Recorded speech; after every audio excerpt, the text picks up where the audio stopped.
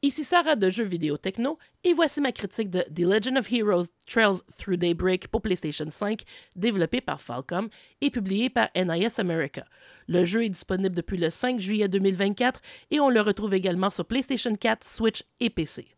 À Edith, capitale de la République de Calverd et plus grande ville de Zemuria, Van Ackroyd est un Spriggan, une sorte de détective privé naviguant dans une sorte de flou légal à qui l'on confie les missions dont ne voudraient pas la police et les Bracers.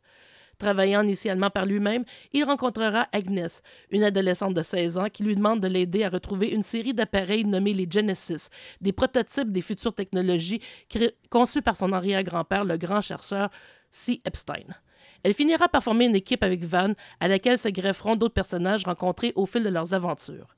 Le temps est compté cependant, alors qu'un nouveau groupe de la pègre nommé Almata, dont le fonctionnement rappelle un peu le mystérieux groupe Ouroboros, tente de conquérir le monde en créant le chaos au moyen des autres Genesis, sur lesquels il a pu mettre la main.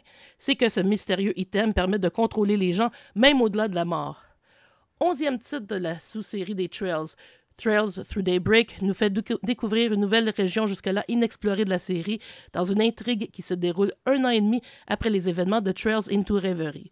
Accessible pour ceux qui n'ont pas joué au jeu précédent de la série, Daybreak fait beaucoup moins appel aux personnages récurrents, même si l'on retrouve Fee chez les Bracers et Ren Bright comme camarade d'Edith et présidente du conseil étudiant de leur école.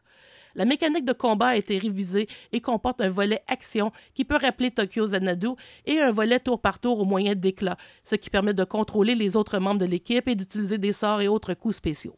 Cependant, les amateurs de pêche qui recherchent toujours l'occasion de collectionner le plus de prises possible seront déçus, puisque pour la première fois dans un jeu de Trails, il n'y a pas de mini-jeu de pêche. Comme toujours, la traduction anglaise est excellente. On peut jouer avec l'audio en anglais ou en japonais. Le jeu est très stable sur PlayStation 5, même si on remarque parfois de légers ralentissements.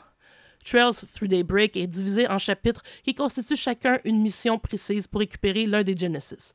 Cela donne ainsi au jeu un aspect épisodique plus marqué que par le passé. Malheureusement, les gens qui aiment explorer des lieux à leur guise pourraient être déçus de ne pas pouvoir se promener plus librement dans les régions couvertes par le jeu, ce qui rappelle ainsi la structure que l'on retrouvait dans Trails from Major et Trails to Zero. Le design des nouveaux personnages est excellent, mais on peut facilement faire un parallèle avec des personnages passés des Trails, même s'ils ont chacun leur propre personnalité. Comme pour les jeux précédents, il est possible d'accéder à un bref résumé de la série sous forme d'une ligne du temps. Même si Trails Through Daybreak est accessible sans devoir avoir joué aux jeux précédents, il est toujours préférable de le faire, d'autant plus que l'on fait souvent référence aux événements qui s'étaient produits à Crossbell. Malgré tout, on se retrouve avec une intrigue moins politique que par le passé, avec un accent fortement mis sur les missions de Van et de son équipe. Trails Through Daybreak pour PlayStation 5 obtient la note de 9 sur 10. Merci d'avoir été à l'écoute.